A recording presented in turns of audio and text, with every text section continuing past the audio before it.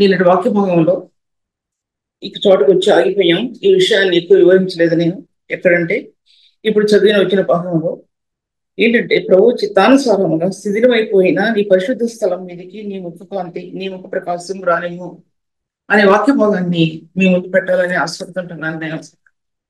ఎందుకంటే ఈ వాక్య భాగంలో చూసినట్లయితే కనుక యెరూషలేములో కట్టబడినటువంటి ఆలయం సొలొమోను మందిరం అనేది ఏ విధంగా కట్టబడిందో మనకి 1 రాజుల గ్రంథం 8వ అధ్యాయంలో 2 దినవృత్తాంతాల్లోనూ మన రాయబడి ఉంది. ఎందుకంటే ఆ మందిరం ఎలా కట్టబడింది అనేది ఈ మందిరం నేటి కొత్త నిబంధనకి సాదృశ్యంగా చూపించబడింది. నేటి కొత్త నిబంధన సంఘానికి, ప్రభు తన స్వరక్తం ఇచ్చిన సంఘానికి సాదృశ్యంగా ఈ మందిరం నిలబడింది. ప్రవచనాలన్నీ కూడా ఆ మందిరం గురించి చెప్పి ఉంటుండగా ఆ మందిరం ఎలా కట్టబడిందో సొలొమోను కాలంలో అందరికీ కూడా తెలుసు. ఆ విషయాలు ఇప్పుడు నేను ఎక్కువ చెప్పను కానీ సబ్జెక్ట్లోకి వెళ్తాను. ఇప్పుడు నేను సబ్జెక్ట్లో కంటే ఇప్పుడు ఏ వాక్యం ధ్యానించామో మనం చదివాను అదే వాక్యం మీద ఈ మెసేజ్ ఆధారపడి ఉంది. తర్వాత దానియేలు యొక్క ప్రార్థన గురించి మనం మాట్లాడుకుంటున్నాం. దాంట్లో అంటాడు ఆయన కృపా క్షమాపణ కలిగిన దేవుడే అన్నాడు. మొట్టమొదట తను తాను తగ్గించుకున్నటువంటి దానియేలు మట్టిలో కూర్చుండి బూడిద వేసుకుని గోనబట్ట కట్టుకున్నటువంటి దానియేలు, తర్వాత తన పాపాన్ని, తన కుటుంబం పాపాన్ని బట్టి వెలిగిస్తున్నటువంటి దానియేలు, అక్కడ తన పాపాన్ని అనే దానికి అక్కడ తన పాపం అక్కడ లేదు. తన పాపాన్ని బట్టి, అంటే తన పాపం చేయకపోయినా సరే ఇశ్రాయేలు యొక్క దోషాన్ని తన మీద మోపుకొని ప్రార్థించినటువంటి దానియేలు. చాలాసార్లు మన జీవితాల్లో అనేకమైన సమస్యల్లో ఇమిడిపోయినప్పుడు మనం ఎలా ఏడుస్తామంటే, ముందు తాను ఎవరైతే ప్రార్థన చేస్తున్నారో తాను అక్కడ దోషిగా నిలబడవలసి వస్తుంది. చాలాసార్లు పాపం చేసే వాళ్ళ మీద కాదు, పాపం చేయనటువంటి నువ్వు నేను దేవుని సన్నిధిలో దోషులుగా నిలబడతాం. ఎందుకు దోషులుగా నిలబడతాం అంటే, ఇంకా అసలు జీవితం మీద చాలా అసహ్యత కలుగుద్ది. ప్రభా, ఈ ప్రార్థన ఇస్తే చేరటం లేదా, నేను దోషిని కదా ప్రభా, నేను దోషిని కదా, అటన్నిటికి కారణం అనేది మన హృదయంలో ఆ విధమైన క్వశ్చన్ మార్క్ ఏర్పడుతుంది చాలాసార్లు. అలాగే దానియేలు కూడా బందీలుగా ఉన్న తన జనాంగం, విచ్చలవిడిగా ఉన్నటువంటి తన జనాంగం, దాంట్లో యాజకులు ఉన్నారు, ప్రార్థనాపరులు లేని వారు ఉన్నారు, ప్రవక్తలు ఉన్నారు, దాంట్లో వారు కాక సామాన్యమైన ప్రజలు ఉన్నారు, దాంట్లో మొర్దెకై ఉన్నాడు, దాంట్లో ఎస్తేరు రాణి ఉంది. అప్పుడు ఎస్తేరు రాణి చాలా చిన్న పిల్లప్పుడు, తను చాలా చిన్న అమ్మాయి బందీగా తీసుకురాబడినప్పుడు, ఇలా ఎంతో మంది దాంట్లో ఉన్నప్పుడు మొట్టమొదటిగా యాజకులు కూడి ప్రార్థన చేస్తున్నారు. వారు ఈ యాజకత్వం అనేది యేసుక్రీస్తు ప్రభు యొక్క యాజకత్వానికి సమరూపంగా నిలబడింది. యాజకత్వం పూర్వకాలం ముందు ప్రవక్తలకి విజ్ఞాపన యాజకత్వం అనేది నేటి కొత్త నిబంధన సంఘంలో ఉన్నటువంటి స్థానాలు, పరిశుద్ధులైన యేసు ప్రధాన యాజకుడు ఎలా వచ్చాడో అనే సత్యం పాత నిబంధనలోనే బయలుపరచబడింది. ఆ విషయాలు ఇంక ముందుకెళ్ళాను. ఆయన కృపా క్షమాపణ కలిగిన దేవుడు. ఆయన క్షమాపణ ఎటువంటిదంటే కృపతో కూడినటువంటిది. కృప అనేది దానికి నిర్వచనం లేదు. ప్రేమ అనే దానికి నిర్వచనం ఎలా లేదో కృప అనే దానికి నిర్వచనం లేదు. ఫలాన్ని చెప్పడానికి మనకి లేదు. ఆ కృప ప్రేమలు అవి ఒక వ్యక్తి ఎంత వివరించినా సరే దానికి అంతం లేదు. మనం ప్రభువులో ఏరుపారేకులది కృప విరవబడి తెరవబడుతుంది. ప్రేమ అనేది ఇచ్చుకొని దేవుని మహిమను ఆపాదింపజేస్తుంది. ప్రేమ అనేది దేవుని యొక్క మహిమను ఆపాదింపజేస్తుంది. కృప అనేది తెరుచుకుని అంతరాత్మ ఆ కృప ద్వారా క్షమాపణలో ఆ కృప విరివిగా, అంటే ఎలా విరవబడుతుందో అంటే అలా విరువపడి దేవుని గ్రంథంలో ఉన్నటువంటి సత్యాలని ఆత్మ తెలియపరుస్తూ ఉంది. కృప అనేది నేను కంటిన్యూషన్ మాట్లాడుతున్నా, గతించిన ఒక మాట మాట్లాడటం లేదు, ఆలోచించుకోండి. ప్రేమ అనేది, పరిశుద్ధమైన ప్రేమ అనేది, అది పరలోక సంబంధమైన ప్రేమ ఈ భూమి మీద ఎలా తెరవబడిందంటే, ఈ భూ ప్రపంచం మీద ఈ పరలోక సంబంధమైన ప్రేమ ఈ పాపలోకంలో అంతకంతకు తెరవబడి ఒక పాపి పరిశుద్ధుడు కావడానికి మూలమైపోయింది. పరిశుద్ధత అనేది యేసుక్రీస్తు ప్రభు యొక్క సిలువ యొక్క మార్గంలో నుంచి ఒక వ్యక్తికి రక్షణ మార్గంలో ప్రకాశించింది పరిశుద్ధత. పరిశుద్ధతలో ప్రకాశించింది మహిమ. మహిమ అనేది పునరుద్ధానం యొక్క మహిమ. రక్తంలో దాచబడి ఉన్నటువంటి పునరుద్ధాన మహిమ, పరిశుద్ధ రక్తంలో ఆత్మలో ప్రకాశించింది మహిమ. మహిమ ప్రకాశించింది, దానిలో ప్రత్యక్షత ఆత్మకు అందించబడింది. మీకు చిన్న చిన్న పాయింట్స్ చెప్పినా సరే దానిలో లోతైన అర్థాలు ఉన్నాయనే విషయం కూడా ఒకసారి జ్ఞాపకం చేసుకోండి. చిన్న చిన్న మాటలు చెప్పినా సరే చాలా అవసరమైన మాటలు మీ మధ్యలో నేను మాట్లాడుతుంటున్నాను. దేవుని వాక్య భాగాలు చూసినట్లయితే కనుక దానియేలు ప్రార్థన, ఆయన కృపా క్షమాపణ కలిగినటువంటి దేవుడై ఉన్నాడు. ఎలా ప్రార్థన చేస్తున్నాడంటే ఆయన పాదాల మీద పడిపోతున్నాడంతే.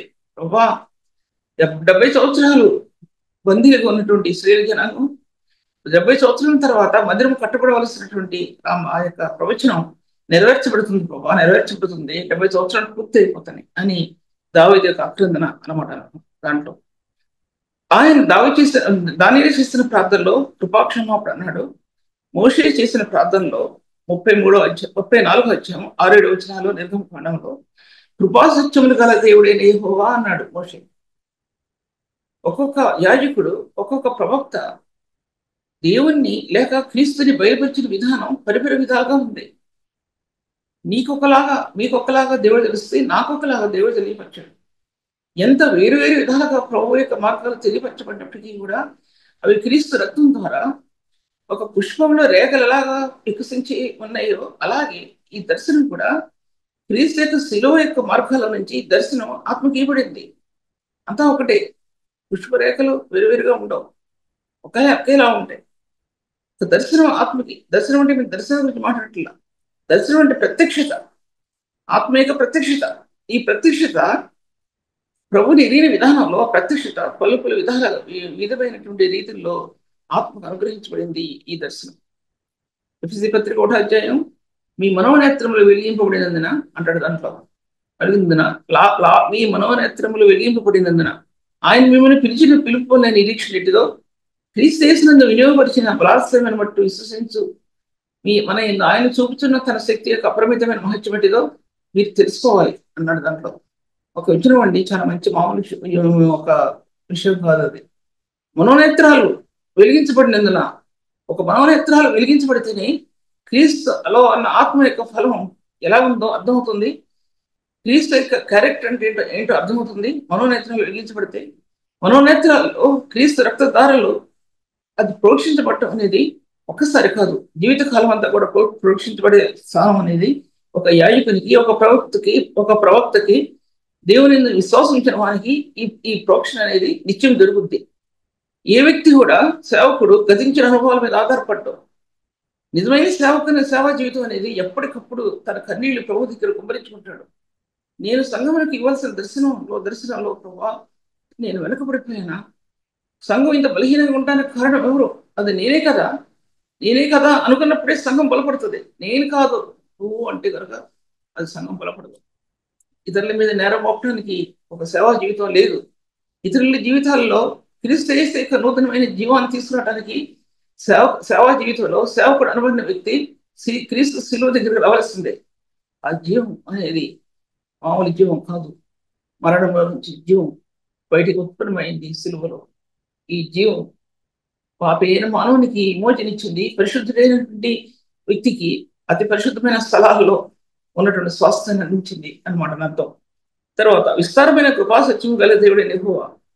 సాగిలపడిన అనుభవం, మోషే సాగిలపడిన అనుభవం అంటే నేలమట్టుకు సాగిలపడి అంటే తను తాను దాసోహంగా చేసుకోవడం. అబ్రహాము సాగిలపడి ప్రభా నువ్వు నా గృహాన్ని విడిచిపోవద్దు అన్నటువంటి అబ్రహాము. మోషే సాగిలపడిన అనుభవం, ప్రభా నువ్వు మాతో రాకపోతే నాకు ఇశ్రాయేలుతో రాకపోతే ప్రభా మేము వెళ్ళలేము ఇంకా. ఎందుకంటే ఈ ఇశ్రాయేలు నడిపించే విధానం చాలా కష్టతరమైనటువంటిది. అలాగే ఇప్పుడు సంఘ జీవితం కూడా, సంఘాన్ని నడిపించడం అనేది చాలా కష్టతరమైనటువంటిది. విలపిస్తాడు సేవకుడు. ఏ రాత్రి గడియల్లోనో ఉదయకాల గడియల్లోనో కొట్టుకుంటాడండి సేవకుడు. కొట్టుకుంటాడు తన కుటుంబ విషయంలో కానీ తన సంఘ విషయంలో కానీ. ఒక పసిపిల్ల ఏడ్చినట్టు కింద మీద ఏడుస్తాడండి సేవకుడు. అది ఆ మార్గం అతను లేకపోతే, ఆ సేవకురాలో లేకపోతే ఆ మార్గం నూతనమైన దర్శనం ఇవ్వడదండి. పుట్టుటి ఏడుపులు కాదు, వీటి కోసం వాటి కోసం ఏడుపు కాదు. క్రీస్తు యేసు యొక్క దర్శనం కోసం ఆత్మ వెలువరించడం అనేది నీ ఆత్మలో పరిశుద్ధాత్మ యొక్క మార్గాలు తెరవబడతాయి అనే విషయం అర్థం కావాలి ఒక జీవితానికి కూడా. తర్వాత చూసినట్లయితే కనుక ఆయన తన గుణగణాలని బయలుపరిచే విషయం నేను అది ముందుకెళ్తున్నాను. నేను దేవుని వాక్యం ప్రకటిస్తున్నప్పుడు దయచేసి మ్యూట్ చేసుకోండి. ఒక్కసారి చూడండి మ్యూట్ చేస్తుందో లేదో. తర్వాత వాక్యభావం చూసినట్లయితే కనుక కృపాసత్యం గల దేవుడే యెహోవా మోషేకి బయలుపరుస్తున్నాడు. ఎందుకు బయలుపరిచాడు మోషేకి? తన అసలు ఆ ఇశ్రాయేలు జనాంగం నడిపించలేకపోతున్నాడు అంటే ఆయన ఏంటి అనే విషయాన్ని ఒక మాట చెప్తున్నాడు అండి. ఎన్నో ఉన్నాయి దాంట్లో. కృప, ఆయన కృప కలిగిన దేవుడు, ఆకాశం నుంచి భూమికి దిగి వచ్చిన ప్రభు. కొత్త నిబంధనలో సత్యం, భూమిలో నుండి మలిచిన సత్యం, సత్యమైన క్రీస్తు మట్టిలో నుంచి మొలిచింది మొక్క, లేత మొక్క వలె నేను భూమిలో మొలిచిన మొక్క వలె అతడు ఆయన ఎదుటి పెరిగిన, అతని స్వరూపం లేదు, సొగసైన లేదు. ఈ శేఖం 53 అధ్యాయంలో నేల నుంచి మట్టిలో నుంచి పుట్టింది అంటున్నాడు మోషేతో. నేను ఈ మట్టిలో నుంచి పుడతాను. నేను నా జీవితం, నా యొక్క స్థాయి, పరిశుద్ధులైన ప్రభు యొక్క స్థాయి, మహామహుడు ఈ మట్టి భూమిలో సత్యంలో సత్యంగా మొలుస్తాడు. నేనే మార్గం సత్యం అన్నటువంటి ప్రభు ఈ భూమిలో ఆయన మొక్కగా చిగురించి చిన్న లేత మొక్కగా ఆయన మొలుస్తాడు. నువ్వు వెళ్ళు మోషే, నువ్వు వెళ్ళు అనమాట. నువ్వు వెళ్ళు, భయపడకుండా నువ్వు వెళ్ళి ఇశ్రాయేలు నడిపించు అని నేను నీతో నిబంధన చేస్తున్నాను. నేను నిబంధన చేసి ఒక దూతను నీకు ముందుగా పంపిస్తాను. నేను దూత అన్నాడు. అక్కడ నిబంధన చేయబడినటువంటి దూత యేసుక్రీస్తు వారు. అక్కడ గబ్రియేల్ అని రాయబడలేదు, ఏం రాయబడలేదు. నిబంధన దూత అంటే యేసుక్రీస్తు సూచనగా చూపించబడుతుంది. దూత అంటే, లేకపోతే గబ్రియేల్ అని దూత, మిఖాయేల్ దూత ఉంటారు కదా, పేర్లు రాయబడతాయి వాళ్ళ దూతలైతే. కానీ నిబంధన చేయబడినటువంటి వారి మధ్యలో నిలబడ్డాడండి. మట్టి రూపిగా భూమిలో నుంచి పుడతాను నేను. సత్యమైనటువంటి ఆ మార్గాలు నీకు తెలియపరుస్తున్నాను మోషే. నువ్వు అది సాగిపడిన అనుభవం అండి. సాగిపడే అనుభవం కుటుంబ జీవితాల్లో కానీ సంఘ జీవితాల్లో కానీ దుష్టుడు కుటుంబాలని ఎత్తుకుని పోవటానికి, సంఘాన్ని తీసుకుపోవటానికి, వారి మార్గాలు దాని మార్గాలను తీసుకువెళ్ళటానికి సాతాను యొక్క ప్రయత్నాన్ని అడ్డుకుని అనేది నీ సాగిపడిన అనుభవం ప్రభుతో. అది లేకపోతే కనుక ఒక వ్యక్తి సేవలు రాణించలేని విషయాన్ని చెప్తుంటున్నాను. తర్వాత కృప ఎటువంటి దానిల ప్రార్థనలో కృపా కటాక్షములు గల దేవుడై ఉన్నాడు. కటాక్షం ప్రభా, ఈ ఇశ్రాయేలు జనాంగాన్ని కటాక్షించు ప్రభా. నీ జనం ఇది తప్పిదం చేశారు ప్రభా. మందిరం కూలద్రోయబడింది, మందిరం కూలిపోయింది ప్రభా. దాంట్లో పరిశుద్ధ స్థలం లేదు, అతి పరిశుద్ధ స్థలం లేదు, బయట ఆ స్ట్రక్చర్ కూడా లేదు, అంటే ఆ యొక్క గోడలు కూడా లేవు, మందిరం కూడా రాళ్ళన్నీ కూడా నేలకు ఒరిగిపోయినాయి ప్రభా. జీవం కలిగిన దేవుని ఆలయం అని చెప్పబడుతున్న మందిరం మీరు రాళ్ళు, ప్రకాశించే రాళ్ళు అని చెప్పబడినటువంటి ఎఫెసీ పత్రికలో అవన్నీ నేల మట్టికి వెళ్ళిపోయినాయి.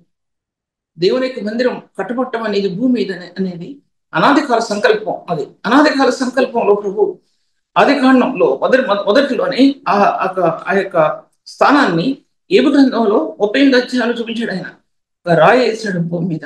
ఆ రాయి వేసినప్పుడు తన ప్రియరాశిని కూడా ఆ స్థలంలో జ్ఞాపకం చేస్తున్నాడు. అది ఎఫెసీ పత్రిక 1 అధ్యాయం. జగత్ పునాది వేయబడక మునిపే ఆయన ప్రేమ చేత ఆయన ఏర్పరచుకున్నాడు. ఎప్పుడైతే రాయి వేసాడో ఆ రాయి భూప్రపంచంలో వేసినటువంటి రాయి, శూన్యంలో వేసినటువంటి రాయి, ఈ భూప్రపంచంలో ఎన్ని దేశాలు కట్టబడ్డాయో ఈ దేశాల్లో సంఘం అనేది అంత ప్రాముఖ్యమైనదిగా దేవుడు ఇచ్చాడు. అనాదికాల సంకల్పంలో అనమాట. పూర్వకాలం కాదు, అనాదికాల సంకల్పంలో అనమాట అర్థం. దేవుని వాక్య భాగాలు చూసినట్లయితే కనుక ఇంకా ముందుకెళ్తున్నాను. ఆయన కోపించుని వాత్సల్యం ఆయన గురించి 2 మాటలు చెప్తున్నాను. ఆయన ప్రేమ ఎటువంటిదంటే కోపించుని వాత్సల్యం చూపే దేవుడు. ఇశ్రాయేలు జనాంగాన్ని ఎలా నడిపించాడంటే తండ్రి పసిబిడ్డను ఎత్తుకున్నట్టు, తల్లి తన పసిబిడ్డను ఎత్తుకున్నట్టు అలా నడిపించాడు ఇశ్రాయేలు జనాంగాన్ని. అలా నడిపించాడండి ఆయన ముందున్నాడు, ఆయన వారు వెనుకున్నాడు. అగ్నిస్తంభం అయ్యాడు, మేఘస్తంభం అయ్యాడు. ఆ వెలుగుస్తంభం అగ్నిస్తంభం, లేకపోతే ఆ మేఘస్తంభం, వెలుగుస్తంభం. ఇది నెహెమ్యాలో రాయబడి ఉంది ఆ మాట. అటువంటి ప్రభు ఆయన ఇశ్రాయేలును వెంబడించాడండి. తన ప్రజలు కాబట్టి, తన ప్రియులు కాబట్టి, తన సంతానం కాబట్టి, తన స్వాస్థ్యం ఉన్న గోత్రం కాబట్టి, ఎన్నుకున్న గోత్రం కాబట్టి, ప్రపంచంలో వారిని ఎన్నుకునే ప్రథమ స్థానంలో ఎన్నుకున్నటువంటి ప్రభు కాబట్టి, పరిశుద్ధమైన జనాంగంగా తన జనాంగాన్ని తనకు స్వాస్థ్యం ఇచ్చే గోత్రంగా ప్రభు ఏర్పాటు చేస్తున్నటువంటి ఆ మార్గాలు ఇశ్రాయేలు ప్రేమించడంలో ఇప్పుడు అర్థమవుతుంది కదా. ప్రపంచ దేశాల్లో ఇశ్రాయేల్ ఎలా ఉందో ఇప్పుడు అర్థమవుతుంది కదా. అది నేను చెప్పే అవసరం లేదు. నేను వాక్య భాగాలు చూసినట్లయితే కనుక అందుకోసం అంత పడిన వేదన ముందు ముందు ముందు భాగాల్లో మీరు చెప్పింది దేవుని నీతి యుగాల్లో ఎలా ప్రకటించాడు అనేది చెప్పాను. రాజుల్లో ఎలా ప్రకటించబడింది అని చెప్పాను. దాంటి నిబుకద్నెజర్ దగ్గర నుంచి, బెల్షస్సర్ దగ్గర నుంచి, దర్యావేషు దగ్గర నుంచి, డారిష్ సైరస్ వరకు, అంటే సైరస్ అంటే ఒక మాట తెలుగులో చూసుకోండి, అక్కడ వరకు దానియేలు జీవించున్నాడు. దాంట్లో జీవించున్నాడు దానియేలు. ఆ అన్ని కాలాల్లో తను జీవించున్న కాలాల్లో వృద్ధుడైనప్పటికీ 85 సంవత్సరాల వృద్ధుడు ఈ ప్రార్థన చేస్తున్నట్టు దానియేలు ఎంతకాలం జీవించాడో మనకు తెలియదు కానీ బహుకాలం జీవించినటువంటి దానియేలు యుగాల్లో ఆయన నీతిని ముద్రించాడండి. అది ఒక ప్రార్థనాపరుడి యొక్క క్రీస్తుని ఎరిగినటువంటి సంఘం యొక్క నాయకుని యొక్క స్థానం. నేను వారి గురించి చెప్పడం లేదు, కానీ పెద్ద పెద్ద వాళ్ళు నడిపించే వాళ్ళల్లో ఈ నీతి ఉంటే, ఈ నీతి కనుక కలిగి ఉంటే ఈ నీతిని ముద్రించడానికి ప్రయాసపడాలండి. అది తన కన్నీరు. అది తన కుటుంబంలో తన నీతిని ముద్రించడానికి తల్లి కన్నీరు. అది తల్లి వేదన. అది తన బిడ్డల్లో నీతి ముద్రించబడాలి. ఎంత సంపాదించుకున్నారు అనేది కాదు, వాళ్ళు లక్షలు సంపాదించేది కాదు, ఈ నీతి ముద్రించబడాలి. తల్లి గుండెలో దాచబడి ఉన్నటువంటి రహస్య స్థానంలో, అంతర్మందిరంలో దాచబడి ఉన్నటువంటి రహస్య ప్రేమలో ఈ ప్రేమ ఉందా? ఒకసారి ఆలోచించండి. ఈ ప్రేమ ఉందా? ఈ ప్రేమ ఉంటే నీ కళ్ళు ఏళ్ళే పారుతుంది. పరిశుద్ధుని యొక్క ప్రేమ, నీ హృదయంలో దాచబడిన పరిశుద్ధుని ప్రేమ నీ బిడ్డల్లో ముద్రించబడటానికి యవనశ్రేయ కాదండి, 18-20 సంవత్సరాలు వచ్చాక చేసేది ప్రార్థన. నీ గర్భంలో ఉండగానే, నా తల్లి నన్ను గర్భంలో ఉండగానే ప్రభువా నీ కన్నులను చూసే దావీదు ప్రార్థన. గర్భంలో ఉండగానే ప్రార్థించినటువంటి ప్రార్థన అండి అది. ఆ ప్రార్థన చేయగలగాలి నేటి తల్లులు, చేయగలగాలి. యవనశ్రేయం తర్వాత తప్పుడు దారిలో తిరిగితే చేసే ప్రార్థన కాదు ఇది. అప్పుడే ఆయన హస్తాలు పట్టుకోవాలి బిడ్డల్ని, చిన్న బిడ్డల్ని. తప్పుడు అడుగులు వేస్తున్నప్పుడు, ఉయ్యాల తట్టులో వేసి ఊపుతున్నప్పుడు అప్పుడు చేయాలంటే ప్రార్థన. దేవుని వాక్య భాగాలు చూసినట్లయితే కనుక ఈ యొక్క ఇశ్రాయేలు జనాంగంలో, తన స్వజనాంగంలో నీతిని ముద్రించడానికి ఎలా ఏడుస్తున్నాడు అంటే, నేను నా ఇంటి వారిని పాపం చేశాం ప్రభా, నేను నా ఇంటి వారిని పాపం చేశాం. ఎందుకంటే నీ దృష్టిలో మేము దోషులు. ఈ జనాంగం మారలేదు ప్రభా. ఈ సంఘం మారటం లేదు, సంఘంలో సభ్యులు మారటం లేదు, బోధించే వాళ్ళలో అసలే మార్పు లేదండి. అన్ని సంఘాలు అలా ఉన్నాయని అని చెప్పడం కాదు. బోధించే వాళ్ళలో ఆ బోధ, పరిశుద్ధిని ముఖ కాంతిలో ప్రకాశించినటువంటి ఆ బోధ, పరిశుద్ధిని ముఖ కాంతిలో ప్రకాశించిన సత్యాలు నేను బోధకుల్లో ఉంటే సంఘం ఆ మార్గంలో నడుస్తుందండి. ఇప్పుడు రివర్స్ అయిపోయింది, సంఘం నడుస్తుంది, బోధకులు నడవట్ల. రివర్స్ గేర్ అనమాట. ఇప్పుడు రివర్స్ గేర్ అయింది. ఇప్పుడు సంఘం నడుస్తుంది, మౌనం వహిస్తున్నారు పరిశుద్ధులు, నోరెత్తకుండా కూర్చుంటున్నారు పరిశుద్ధులు. అది అంతకంటే నేను వివరించలేని విషయాలు. దేవుని వాక్య భాగం చూసినట్లయితే విజ్ఞాపన రహస్యం ఎటువంటిదంటే, ఆ విజ్ఞాపన రహస్యం దానియేలు చేసిన విజ్ఞాపన ప్రార్థన అనేది యుగాల్లో నిలబడిందంటే, ఆ 4 కాలాల్లో నిలబడిందండి. 4 కాలాల ముందు భాగం చెప్పాను. 4 కాలాల్లో నిలబడిందంటే దేశాల్లో నిలబడిందండి. ఇవి అన్నాడు ప్రభు, ఇవి సమాధానకరమైన ఉద్దేశములే కానీ హానికరమైనటువంటి కావు. అది 29 అధ్యాయం ఇర్మియాలో అయితే 31 అధ్యాయంలో చదివాం కదా. అవి సమాధానకరమైన ఉద్దేశములే కానీ హానికరమైన కావు అన్నాడు దాంట్లో. అలాగా ఆ నిబంధన వీళ్ళు జనాంగం చేత అన్ని పట్టబడినప్పటికీ కూడా దానిలో ఉన్నటువంటి యాజకులు, ప్రవక్తల ద్వారా దేశాల్లో స్వార్థ ప్రకటించబడింది, ఆయన నామం విస్తరించిందనే విషయాన్ని నేను మీతో మాట్లాడుతున్నాను. దానికి గుర్తు నెబుకద్నెజరు గుర్తు, దర్యావేషు గుర్తు, కొరేష్. సైరస్ అంటే కొరేష్ కూడా గుర్తు. బైబిల్ గ్రంథంలో వారిని గురించి రాయబడింది కదా. యెషయా గ్రంథంలో రాయబడింది కొరేష్ గురించి. దర్యావేషు దానియేలు గురించి, దానియేలులో రాయబడింది దర్యావేషు గురించి. అందరికీ తెలిసిన విషయాలు అవన్నీ కూడా. తర్వాత అదాన రాష్ట్రాడు ఆయన, ఇంకెళ్తున్నాను నేను, శిథిలమైపోయినటువంటి ఈ పరిశుద్ధ స్థలం మీదకి నీ ముఖకాంతి, నీ ముఖ ప్రకాశం రానిపో. శిథిలమైపోయింది పరిశుద్ధ స్థలం. ఎలా కట్టమన్నాడు పరిశుద్ధ స్థలాన్ని? పరిశుద్ధ స్థలం అన్నాడు, అతి పరిశుద్ధ స్థలం అన్నాడు, ఆవరణము అన్నాడు. ఆవరణానికి ముందు రెండు ఇత్తడి స్తంభాలు అన్నాడు, ఒక స్తంభం బోయిల్ అన్నాడు, ఒక స్తంభం యాగిన్ అన్నాడు. యాజకత్వంలో నిలబడింది సంఘం స్తంభం, ఒక స్తంభం మోచన నిలబడింది స్తంభం. అటువంటి స్తంభాల మధ్య మార్గంలో వెళ్ళినటువంటి ఈ మందిరం ఎలా కట్టబడింది అంటే బంగారుతోనూ వెండితోనూ ఇత్తడితోనూ ఇన్ననుకోండి వాటిల్లో ప్రశస్తమైన రాళ్లతో కట్టబడింది అంతర్మందిరం. అతి పరిశుద్ధమైన స్థలం, అతి అతి పరిశుద్ధమైన స్థలం విలువైన రాళ్లతో కట్టబడిందండి. విలువైన రాళ్లతో కట్టబడి అతి పరిశుద్ధమైన స్థలంలో అంతర్మందిరం ఎలా కట్టబడిందంటే దేవుని ధర్మశాస్త్ర పలకలు, చెక్కబడిన ధర్మశాస్త్ర పలకలు, దాన్ని దాచినటువంటి కెరూబులు రెక్కలు చాలా ప్రాముఖ్యమైనవి. కెరూబుల రెక్కలు మన అంతర్మందిరాన్ని మన హృదయంలో ప్రభు వేశాడంటే పరిశుద్ధాత్మ దేవుడు ఎలా భద్రపరుస్తున్నాడో ఆ విషయం ఒకసారి ఆలోచించుకోండి. అంతర్మందిరం అంటే పాత నిబంధనలో అంతర్మందిరం అని చెప్పబడింది. నూతన నిబంధనలో దేవుని మందిరం, దేవుని ఆలయం అని చెప్పబడింది. 1 కొరింథీ 3:16 మీరు దేవుని ఆలయం అని, దేవుని ఆత్మ మీలో నివసించున్నాడని మీరు ఎదురా, అది ఆలయం అని చెప్పబడింది. ఈ ఆలయం ఏమైంది ఇప్పుడు అంటే పాడైపోయింది. ఎందుకు పాడైపోయిందంటే పునాదులు పాడైపోతే నీతివంతులు ఏం చేయగలరు? అలా పునాదులు కూడా పాడైపోయిన పరిస్థితుల్లో నేటి సంఘ వ్యవస్థ ఉంది. కారణం ఏంటంటే ఈ లోకం యొక్క ప్రభావం, ఈ లోకం యొక్క అట్రాక్షన్స్ అనేవి బాహ్య లోకంలో ఉన్నటువంటివి, బాహ్య ప్రపంచంలో ఉన్నటువంటివి సంఘం యొక్క తలుపుల్ని కొట్టుకుంటూ ఎవరిని ఆశ్రయంగా చేస్తుందంటే బోధన ఆశ్రయంగా చేసుకుని డూప్లికేట్ బోధన తీసుకొచ్చి అక్కడ సంఘంలో నివాసాన్ని పెంచుకొని సంఘ పరిచర్యని పాడు చేస్తుందని సేవకునికి తెలుసా అసలు? మనం అనుకుంటాం ఈ డ్రామాలు, నాటకాలు, కిసులు చెప్పటి వేస్తారు కదా, అది చూస్తానికి ఎంటర్టైన్మెంట్స్ పిల్లలకి, అది చూస్తానికి తప్పేం కాదని అనుకుంటాం మనం. తప్పేం కాదు, ఇవన్నీ చిన్నపిల్లలు అనుకుంటాం. కానీ సంఘం ఎంత పరిశుద్ధమైంది, నీతియుక్తమైన సంఘం అనేది, అంత పరిశుద్ధమైన సంఘంలో ఇటువంటి ఎంటర్టైన్మెంట్స్, దేవుని సంబంధం కానటువంటివి తీసుకొచ్చినప్పుడు ఈ చిన్నపిల్లల యొక్క జీవిత విధానం ఎలా మారిపోద్ది? దాన్ని అనుసరించి భక్తులు అవుతారా? దాన్ని అనుసరించి భ్రష్టులు అవుతారా? అంతకందుకు ఆలోచించు. కొన్ని సంఘాలు భరతనాట్యాలు కూడా ఉంటాయండి. భరతనాట్యాలు ఉంటాయి. ఏంటిది? అటువంటి క్రియలు దేవుని పరిశుద్ధ సంఘంలోనికి ఎలా తీసుకురాబడుతున్నాయి?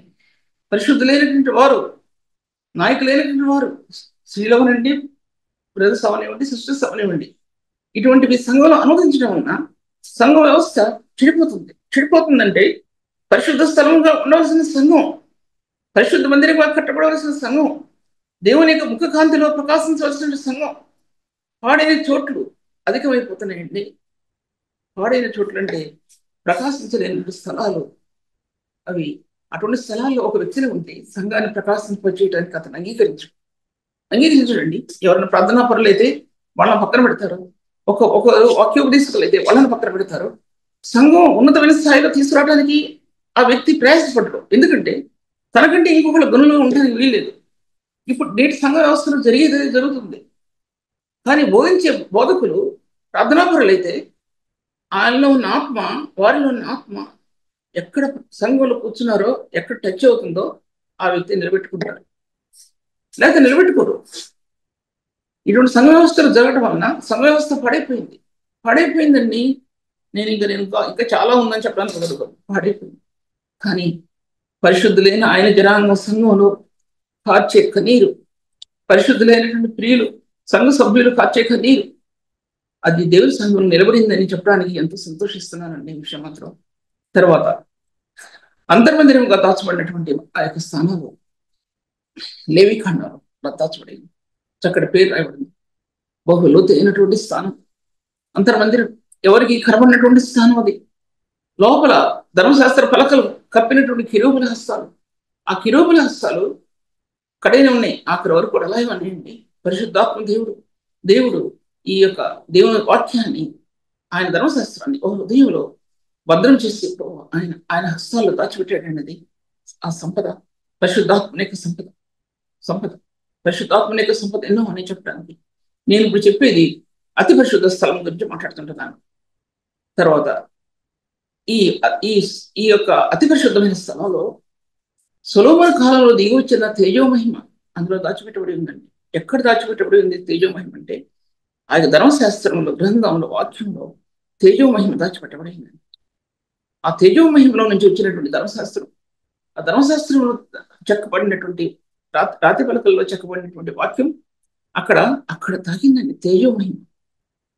అతి పరిశుద్ధ స్థలంలో తేజోమహిమ తాకింది, మందిరంలో యాజకులు నిలబడలేకపోయారు అన్నాడు. అతి పరిశుద్ధ స్థలంలో నీ జీవితం, నేను మీరు ఒకటే ఉంటే, అన్ని సంగతులు ఒకటి, అందరూ ఒకటి.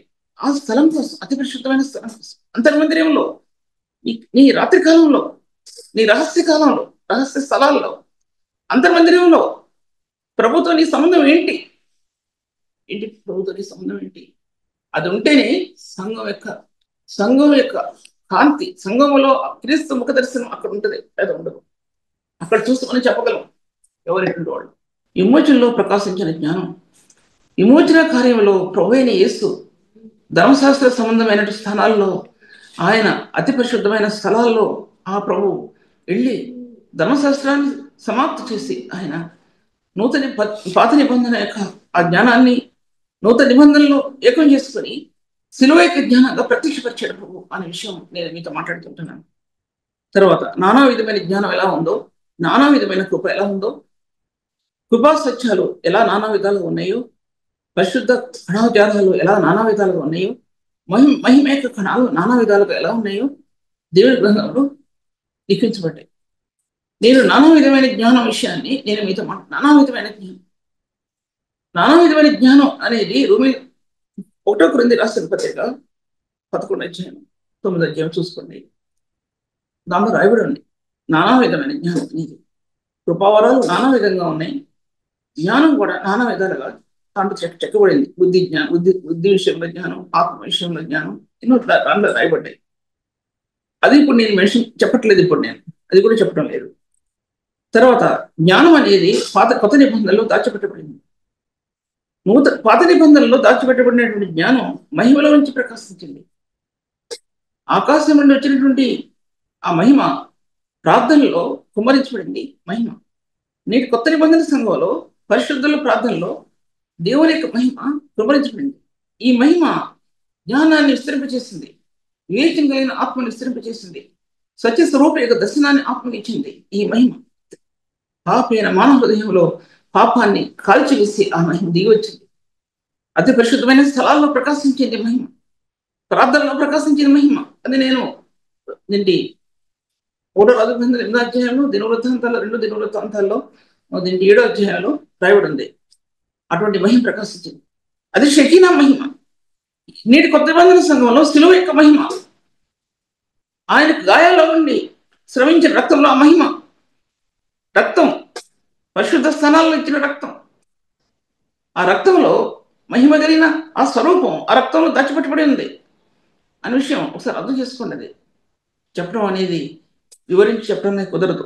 అందులో ఆ మహిమ యొక్క కణాలు, నీ ఆత్మ వెలిగించిన మహిమ కణాలు, బైబిల్ గ్రంథాన్ని వెలిగించింది మహిమ కణాలు, నీ ఆత్మలో ప్రత్యక్షతను వెలిగించింది ఆ మహిమ కణాలు. అవి కనుక ఆత్మలు లేకపోతే ఒక పరిశుద్ధుడు అతి పరిశుద్ధమైన స్థానంలో లభించే ఆ మార్గాలు ఆత్మలో పొందుపరచబడవు. అది ఇతరులకు చెప్పలేరు. ఎందుకు చెప్పలేరంటే అతి పరిశుద్ధమైన స్థలాన్ని కెరూబుల రెక్కల్లాగా ఆ పాదాల మీద ఆశ్రయించిన హృదయం ఒక పరిశుద్ధుల్లో ఉండాలండి. నేను ఉట్టి మాటలు ఎలా చెప్తాను? నేను నాకు తెలియకుండా ఎక్కడైనా పుస్తకాలు ఉండే అయితే ఎక్కడ చూసి చెప్పాను మీరు అనుకుంటారు, ఎక్కడైనా పుస్తకాలు ఉన్నాయి చెప్తే చూసి చెప్పాను మీరు అనుకుంటారు. కానీ ఆత్మలో నేను అనుభవించకుండా మీకు ఎలా చెప్తాను? ఎలా చెప్తానండి నేను? అవశ్యం ఒకసారి ఆలోచించుకోండి. దేవుని యొక్క మహిమతో మందిరం నింపబడిందండి, తేజస్సుతో నింపబడింది మందిరం. టైం అయిపోతుంది ఈ సబ్జెక్ట్ కూడా. అది కొత్త నిబంధనలో హెబ్రీ రాసిన పత్రికలో అపోస్తలుడైన పౌలు మహిమ యొక్క తేజస్సు అన్నాడండి. పాత నిబంధనలో నోహ కాలంలో ప్రారంభమైనటువంటి ఈ మహిమ యొక్క తేజస్సు నిబంధన చేయబడినటువంటి నోహ కాలంలో ఆ కృపలో మహిమ యొక్క తేజస్సు ఆకాశంలో మేఘాల్లో ప్రకాశించేటువంటి మహిమగా నోహతో నిబంధన చేశాడండి దేవుడు. ఆయన మహిమ యొక్క తేజస్సు అనే విషయం మీద అంతకుముందు ఎన్నో విషయాలు చెప్పాను. నేను దాంట్లో ప్రకటన గ్రంథంలో వాక్యం తీసుకున్నాను, ఎన్నో చెప్పాను. ఇది కూడా మరొకటి చెప్తున్నా. అంతకుముందు శిలువ యొక్క స్థానం అని చెప్పాను, ఇప్పుడు మహిమ యొక్క స్థానం అని చెప్తున్నాను. అది హెబ్రీ రాసిన పత్రికలో రాయబడి ఉన్నటువంటి ఆయన దేవుని యొక్క మహిమ యొక్క తేజస్సు కృప ద్వారా నోహకి ఇవ్వబడి అసలు నిబంధన చేశాడు. అది నిబంధన యొక్క స్థానాలు అవి అనే విషయం. అది నూతన నిబంధనలో అదే అదే అదే రాజుల గ్రంథంలో ఆ మహిమ యొక్క తేజస్సు ప్రకాశించింది. అలాగ బైబిల్ గ్రంథంలో పలు చోట్ల ప్రకాశించింది.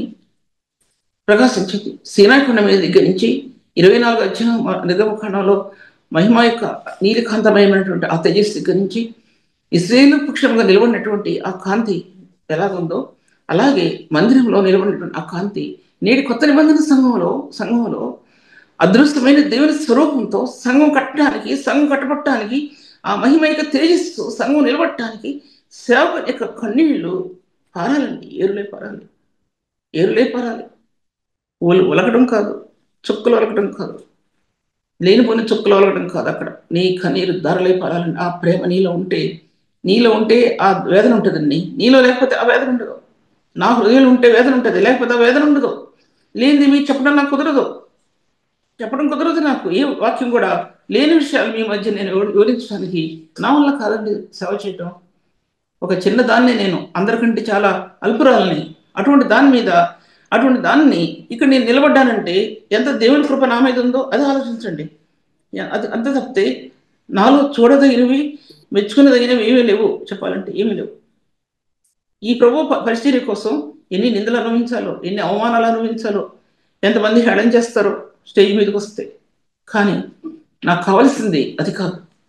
నా ప్రభు నా యొక్క జీవితం పరిశుద్ధ జీవితంలో ఉండాలి. నేను పరిశుద్ధ జీవితంలో ప్రకాశించాలి. పరిశుద్ధ జీవితంలో ప్రకాశించిన నేను ఆ వాక్యాన్ని పరిశుద్ధతతో, నీతితో, ఆ గుణాలతో ప్రకటించాలి. అది నా ధ్యేయం. అది నా ఆత్మకి ఇచ్చినటువంటి వరం. అది నాకు ప్రభు నా ఆత్మకి ఇచ్చినటువంటి వరం. అందులో నిలబడ్డాను నేనంతే. ఇంకా ఏ విషయం ఎవరి గురించి కూడా ఆలోచించడానికి నాకు అటువంటి సమయం కూడా లేదు. నేను ఆలోచించేది నా ప్రభు కోసం, రెండవదిగా నా బిడ్డల కోసం అండి ఆలోచించేది. తర్వాత వాళ్ళు ప్రభువుని ఎరిగి ఉన్నతమైన స్థాయిలో నిలబడాలన్న కోరిక అండి. అదే నా కోరిక, నా కోరిక. అటువంటి కోరిక చేత హృదయం ఎన్నోసార్లు గాయపడుతుంది ఆ విషయాల్లో. మీకు చెప్పేది నేను దేవునికి పరిశుద్ధత. సమయం అయిపోద్ది, కానీ నేను ఎంతవరకు చెప్పాలి అంతవరకు చెప్పలేను. నేను దేవుని పరిశుద్ధ స్థానాల గురించి ఎన్నోసార్లు చెప్పాను మీకు. నేను ఇప్పుడు ఏం చెప్పానో అసలు నాకు ఏం జ్ఞాపకం లేదు. నేను అప్పటికప్పుడు వాక్యంలో ఆత్మదేవుడు ప్రేరేపించి చెప్తా ఉంటాను మీకు. దేవుని పరిశుద్ధత అనే స్థానం మొట్టమొదటిది ఒక వ్యక్తి జీవితంలో క్రీస్తు విలువైన రక్తంలో శాంక్టిఫికేషన్ అనే యొక్క పదం కాదు, అది పదజాలం కాదు. ఆత్మ యొక్క క్రియ అంతర్యంలో సీల్ చేయబడింది రక్తంలో. నీకు తెలియని రీతిగా, నాకు తెలియని రీతిగా సీల్ చేయబడినప్పుడు ఆ వ్యక్తి పాప జీవితంలో తన కాళ్ళు పెట్టడానికి కానీ, తన అంతర్యంలో పాపం యోచించడానికి కూడా స్థానం ఉండదు. అది కనుక సాధకం చేస్తే. అది సాధకం చేయకపోతే 2 బోట్ల మీద కాళ్ళు వేసి ప్రయాణం చేయలేరు, పడిపోవాల్సిందే. అది జ్ఞాపకం చేసుకోవాలి. తర్వాత వాక్య భాగంలో ఆ యొక్క పరిశుద్ధతలో తేజోమయమైనటువంటి ప్రకాశత ఆత్మకు లభించింది. పరిశుద్ధ స్థానాలు, ఈ పరిశుద్ధ అనేది నీ పరిశుద్ధత అనేది కాదు. నా పరిశుద్ధ స్థానాల్లో ప్రభు కట్టిన ఆ స్తంభాలు దేవుని సంఘమునకు బలమైన స్తంభాలకు కట్టబడ్డాయి. ఇది ఒక సేవా జీవితం గుర్తుంచుకోవాలి. నీ హృదయంలో దాచబడి ఉన్నటువంటి పరిశుద్ధ స్థానాలు, దానిలో దేవుని కోసం ఏ విధంగా జీవించడానికి ఆత్మ ఒప్పించబడుతుందో మంత్రాత్మని, ఆ వ్యక్తిని పరిశుద్ధ స్తంభాలుగా దేవుడు ఏర్పాటు చేసుకుంటాడు సంఘానికి. పరిశుద్ధత మీదనే కదా ప్రభా నీ మందిరం ఆధారపడింది. ఆ యొక్క బలిపీఠం అనేది, లేకపోతే మందిరం యొక్క నిర్మాణం అనేది ఆ స్తంభాల మధ్యలో కట్టబడినప్పుడు దేవుని యొక్క సింహాసనం అక్కడ ఉంటుందని ఏ సేవకునికి తెలుసండి? ఆ సేవకునికి తెలిస్తే ఈ కాళ్ళు అటు ఇటు వెళ్ళవు కదా. దేవుని మందిరాన్ని విడిచిపెట్టి కాళ్ళు ఇటు ఇటు పరిగెట్టవు కదా. ఒకళ్ళు ఆరాధిస్తుంటే కళ్ళు తెరిచి చూసి సెల్లో మాట్లాడరు కదా ఎవరు కూడా. ఎందుకు సెల్లు వద్దంటాం? చాలాసార్లు ఇంటి దర్శనం ఇస్తున్నప్పుడు కొంత స్త్రీలు, పిల్లలు సెల్ చూస్తుంటారు. వెంటనే చెప్తాను, మూయి ముందుంది దానిని, వెంటనే దాన్ని మూసే ముందు నువ్వు ఎవరన్నా ఉనివ్వండి. దేవుని సన్నిధిలో దేవునికి ప్రధానమైన స్థానం ఇవ్వలేకపోతే ఇంకా సంఘం పరిచర్య, ఆదివారం పరిచర్య ఎందుకండి? అసలు ఎందుకు? నమ్మకం మాత్రమా? ఏమంటారు దాన్ని? నామకే వస్తాయి అంటే పేరుకు మాత్రమా? అందులో అతి పరిశుద్ధమైన స్థానంలో మహిమ కణాలు కుమరించబడతాయండి. ప్రార్థనలో ఎలా కుమరించబడ్డాయో సొలొమోనుకి పరిశుద్ధులైనటువంటి వారి జీవితాల్లో మహిమైక కణాలు కుమరించబడటం అంటే నీ ఆత్మిక దర్శనంలో, నీ నీ యొక్క ఆ దృక్పథంలో మహిమైక తేజస్సు అందులో ప్రకాశించినప్పుడు నీ దర్శనం అధికమైపోతుంది. ఏ దర్శనం అయిపోతుంది? వాక్యం యొక్క దర్శనం, వాక్యం యొక్క ప్రత్యక్షత నీ ఆత్మకు అందుతాయి. సంఘం యొక్క స్థానాలు బలమైన స్థానాలుగా, క్రీస్తు యొక్క స్థానాలుగా సంఘం కట్టబడుతుందండి. అది ఆయన మహిమ యొక్క తేజస్సు అన్నాడు అపోస్తలుడైన పౌలు హెబ్రీ రాసిన పత్రిక 2 రాసిన పత్రికలో ఆయన మహిమాయుక్తమైన వెలుగు అన్నాడండి. లేకపోతే మహిమాయుక్తమైన జ్ఞానం అన్నాడండి. ఆయన అంధకారంలో ప్రకాశించను కాక మహిమాయుక్తమైన వెలుగు, మహిమాయుక్తమైన జ్ఞానం ఏకమై ప్రకాశించేయండి. పరిశుద్ధుల్లో మహిమాయుక్తమైన జ్ఞానం ఉన్న చోట మహిమాయుక్తమైన వెలుగు ఉందండి. ఈ రెండు ఏకమై ప్రకాశించేయండి ఒక పరిశుద్ధుల్లో. ఎందుకంటే సంఘాన్ని కట్టడానికి, నీ కుటుంబాలని కట్టుకోవటానికి, నీ కుటుంబాన్ని డబ్బుతో నిర్మించుకోవటానికి కాదు. దేవుడు చెప్పింది అది ఒకసారి ఆలోచించాలి. ఎంత ఆస్తున్న సేవకుడు, ఎంత డబ్బున్న సేవకుడు దేవుడు తనకి ఇస్తాడు కొంతకాలం తర్వాత. ఎలా ఖర్చు పెడుతున్నావు డబ్బుని, ఎలా ఖర్చు పెడుతున్నావు నీ డబ్బుని, ఏ సేవకునికి ఖర్చు పెడుతున్నావు, ఏ సంఘానికి ఖర్చు పెడుతున్నావు, ఎలా ఖర్చు పెడుతున్నావు అని ఇది కూడా మనం ఆలోచించుకోవాలి. ఎలా ఖర్చు పెడుతున్నావు డబ్బుని? బంగారంతో తొలగుతున్నామా? గాజులు వేసుకుని, నచ్చలేసులు వేసుకుని తిరుగుతున్నామా అవి చూపించుకోవటానికి? దేన్ని బట్టి అండి అర్చించేది నేటి సేవకులు? ఒకసారి ఆలోచించుకోవాల్సిన విషయం ఇది. నేను వాక్యానుసారంగా మాట్లాడుతున్నా, పర్సనల్గా ఎవరితో మాట్లాడటం లేదు విషయం. నేను పరిశుద్ధ స్థానాల్లో ఏర్పరచబడినటువంటి ఆ రక్తం యొక్క విలువలు చాలా విలువైనవి అని ముందుకు వెళ్ళిపోతున్నా. తర్వాత ప్రేమ అనేది ఇటువంటి స్థానాలని చెప్పేది. అతి పరిశుద్ధమైన స్థలాల్లో ఉన్నటువంటివి ఈ గుణగణాలు ఉన్నాయి. ఏ విధంగా మోషేకి ప్రభు బయలుపరిచాడో కృప, కనికరము, ప్రేమ, విస్తారమైన కృపా సత్యములు గల దేవుడు ఏం బయలుపరిచాడో అతి పరిశుద్ధమైన స్థలంలో పాత నిబంధన గ్రంథంలో ఉన్నటువంటి ఆ ధర్మశాస్త్రం ఒకటైతే, నూతన నిబంధన అతి పరిశుద్ధమైన స్థలంలో క్రీస్తు రక్తంలో దాచబడిన ఈ గుణగణాలండి. ఈ గుణగణాలు అతి పరిశుద్ధమైన స్థలంలో ఉన్నటువంటి గుణగణాలని నేటి సేవా జీవితం మర్చిపోయింది. ఇంక నేనేమంటల్లా. ఒక దర్శనం ఆత్మకి ఇవ్వబడిందంటే వాక్యం యొక్క దర్శనం, ఆత్మకి ఇవ్వబడిందంటే అది సేవకుడు చెప్పి తీరాలండి. ఎప్పుడు ఇవ్వబడుతుంది వాక్యం యొక్క దర్శనం? అతి పరిశుద్ధమైన స్థలంలో నీ రహస్య బంధం క్రీస్తుతో. అది అండి ప్రేమ యొక్క బంధం అంటే. పరమగీతాల్లో రాయబడిన ప్రేమ యొక్క బంధం అంటే అది వేరేది కాదు. అక్కడ వేరే ఏం కాదు, వేరేది కాదండి. నాకు అర్థమైంది, నా ఆత్మకు అర్థమైంది. నీ కళ్ళు ఎలా కనపడుతున్నాయి, నీ ముఖం ఎలా కనపడుతుంది, ఎలా ఉన్నాయి నీ కళ్ళు ఎలా ఉన్నాయి, తెరల మధ్య నీ కనులు ఎలా కనబడుతున్నాయి? దానిమ్మ పండు వలె నీ కను చెంపలు ఎలా కనబడుతున్నాయి? ఏడ్చి సేవకుడు, కన్నీరు కార్చి సేవకుడు, ఒక తల్లి కన్నీరు కార్చి జీవితాన్ని పిల్లల కోసం దారపోసిన తల్లులు లేరండి. తమ జీవితం అంతా కూడా పిల్లల కోసం దారపోసి వాళ్ళు పరిశుద్ధులుగా పెరగాలని, నీతివంతులుగా పెరగాలని తల్లులు వేదపడుతుంటే వాళ్ళకి ఇచ్చిన ఉద్యోగాలు, వారికి ఇచ్చిన జాబ్స్ అవి పైకి వచ్చినాయి. చెప్తున్నా మీకు నేను. తల్లి ఇతను ఇంజనీర్ అవ్వాలి, డాక్టర్ అవ్వాలి, నా సర్వస్వం అమ్మేసేసి అమెరికా పంపిస్తాను, ఆస్ట్రేలియా పంపిస్తాను అనుకోవటంలో నేను తప్పని అనుకోవటంలా. కానీ ఒక తల్లి యొక్క వేదన అతి పరిశుద్ధమైన స్థలంలో కెరూబుల రెక్కల కింద ఉన్నటువంటి ధర్మశాస్త్రాన్ని తన ఆత్మ పరిశుద్ధాత్మ సహాయంతో నింపగలిగితే, పట్టుకోగలిగితే ఈ ఉన్నతమైన స్థానాలు ఆత్మకి ఇవ్వడతాయండి, లేకపోతే ఇవ్వడం అనే విషయాన్ని నేను మీతో మాట్లాడుతున్నాను. తర్వాత ఈ ప్రేమ అనేది కలువరి రక్తం యొక్క పరిశుద్ధుల యొక్క ప్రేమ అండి.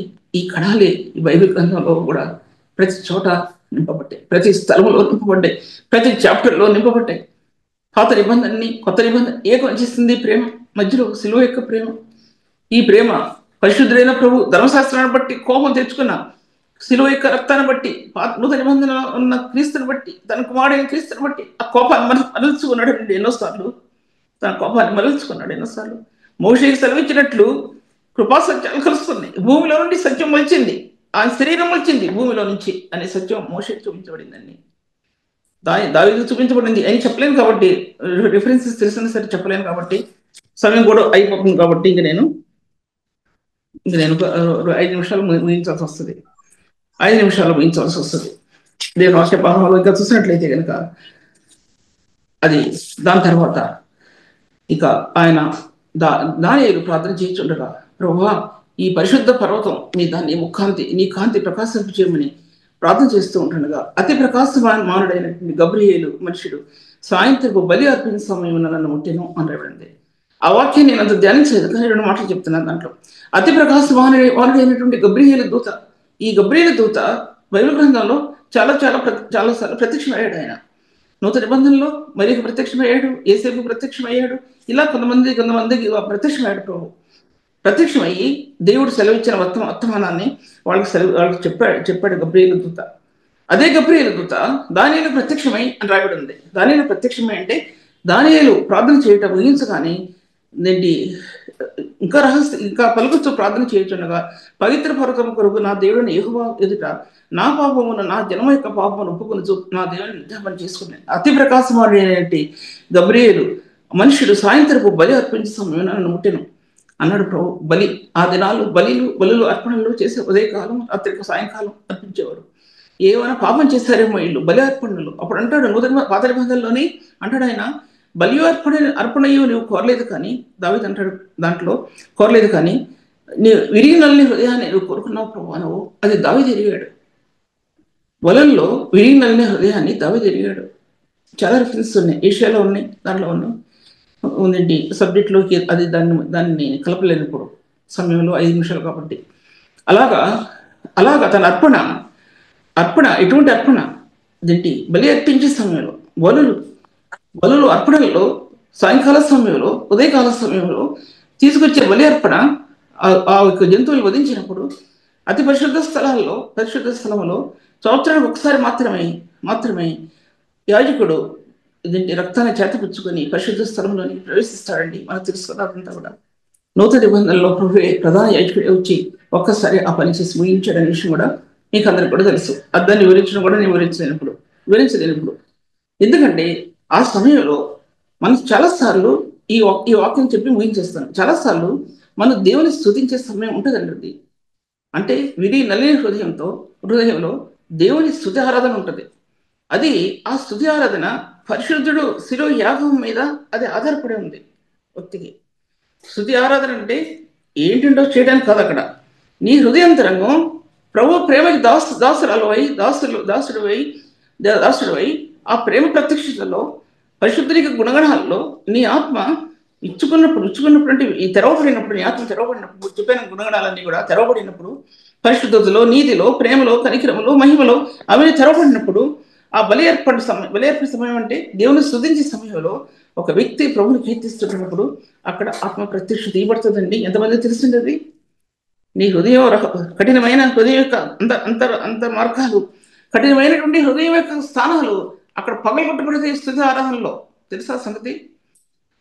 ఏంటి వాక్యం వివరించలేని వాక్యం, చెప్పలేని వాక్యం అనేక సార్లు కొన్ని వాక్యాలకి మనకి మార్గం సరళం చేయబడకపోతే ఆ స్తుతి ఆరాధనలో నీ ఆత్మలో ఒక ఉన్నతమైన ద్వారం తెరబడుతుందనే సంగతి ఏ పరిశుద్ధునికి తెలుసండి. ఏ పరిశుద్ధునికి తెలుసు? ఎవరు పాటలు పాడారో నాకు అది అనవసరం. ఎవరు ప్రార్థన చేశారు అది కాదని చెప్పేది. ఒక పాట పాడినా, ఒక వచనం పాడినా, అందులో ఉన్నటువంటి ప్రేమామయుడైన క్రీస్తు నీ పాటలో ఆయన మహిమపరచబడుతున్నాడా? దేనికోసం పాడుతున్నావు? గొంతు లేదు, గొప్పతనం లేదు, ఏమీ లేదు, ఎవరు హర్షించరు. ఏది పాడినా నీ గొంతు బాగోలేదంటారు, ఏది పాడినా నువ్వేంటి పాడేదంటారు. కానీ హృదయ అంతరంగంలో ఉన్న క్రీస్తు మహిమ యొక్క సప్తస్వరాల హృదయంలో నీ ఆత్మని ప్రతిష్ఠితం చేస్తున్నాయని సంగతి నీకు అర్థమవుతుంది. ఆ సమయంలో లోక సంబంధమైన సప్తస్వరాలు కాదు, దేవుని యొక్క మహిమ యొక్క సప్తస్వరాలు నీ ఆత్మలో శిలో స్వరాలతో ఏకమై దేవుని యొక్క మహిమను ఆపాదింపజేస్తుందని ఆ పాడే వాళ్ళకి తెలుసండి. కొంతమంది తెలుసు, అందరికి కాదు. అటువంటి పరిశుద్ధమైన సన్నిధి నీ ఆత్మీయంలో బయలుదేరిందా? గబ్రియేలు దూత పంపించబడ్డాడు అక్కడి నుంచి. కానీ నీ ఆరాధనలో, నీ బలి అర్పణలో పరిశుద్ధాత్మ దేవుడు నిన్ను కమ్ముకుంటాడనే సంగతి నీ ఆత్మ తెలిసినప్పుడు ఎంత వినయంతో విధేయతో దేవుని సన్నిధిలో ఉంటామో అనే విషయం ఒకసారి ఆలోచించుకోవాలి. తర్వాత దానియేలు యొక్క గ్రహింప శక్తి ఇచ్చాడు దేవుడు దానియేలుకి. ఆ కళ కాదు, దానియేలుకి ఇచ్చినటువంటి దర్శనాన్ని మరోసారి అది చెప్పడం చాలా కష్టం. అయినా సరే కొద్ది మాటలతో తర్వాత చెప్తాను, ఇప్పుడు ఏం చెప్పలేనది నేను. ఎటువంటి దర్శనం దానియేలుకి ఇచ్చాడంటే, ఎటువంటి ప్రత్యక్ష ఆత్మకి ఇచ్చాడంటే దానియేలుకి అసలు అది చెప్పడానికి అసలు ఎలా చెప్తాను నేను అనుకుంటాను. నేను అది ఎలా చెప్తాను అసలు మొన్నోసారి చెప్పడానికి ప్రయత్నించి కూడా నా వల్ల కాదు ఇది అనుకున్నాను. నా వల్ల కాదు అనుకున్నా. తర్వాత ఆ విజ్ఞాపన అనేది దానియేలు జీవితంలో ఎలాగా లోకాన్ని కట్టిందో, దేశాన్ని కట్టిందో, రాజులు కట్టిందో, తన ప్రజలు కట్టిందో, తన ప్రజలు ఎలా విడుదల పొందారో, వాళ్ళలో జీవాత్మ ఎలా ముద్రించబడిందో అనే విషయాన్ని మీ మందులో చెప్పాను. ఈ దేవుడు ఈ వాక్యాన్ని ఆశ్రయించగా ప్రార్థించుకున్నాను. తండ్రి పరిశుద్ధమైన దేవుడు అయిన నీవు, తండ్రి మహిమా స్వరూపమైనటువంటి దేవుడు అయిన నీవు, నీ కార్యం సఫలం చేయండి తండ్రి. నువ్వు సఫలం చేయకపోతే ప్రభా ఇది ఫలించదు తండ్రి. ఏదైనా ఈ లోకంలో ఏదైనా ఫలిస్తుంది ప్రభా. పిచ్చి మొక్కలు ఫలిస్తే, రోడ్డు పక్కన మొక్కలు, ముళ్ళ చెట్లు ఫలిస్తే ప్రభా వాటికి నీళ్ళు అవసరం లేదు తండ్రి. నాయన ఫలములు కాసేటువంటి ఆ చెట్లు ఫలించడానికి ప్రభా నీ కృపా వర్షం కావాలి తండ్రి. నీ కృపా వర్షం లేకపోతే ఆ చెట్లు ఫలించలేవు ప్రభా. నీ నీతి వర్షాలు ఎందుకు కృమరించకపోతే ప్రభా చెట్లు ఫలించలేవు ప్రభు. మంచు వలె కప్పినటువంటి నీ హస్తాలు, చెట్టుకు మంచు వలె ఉన్నటువంటి నీ యొక్క ప్రేమ తండ్రి మాపై, మా జనాంగం మీద, ఈ ప్రజల మీద, పరిశుద్ధుల మీద కప్పండి ప్రభా.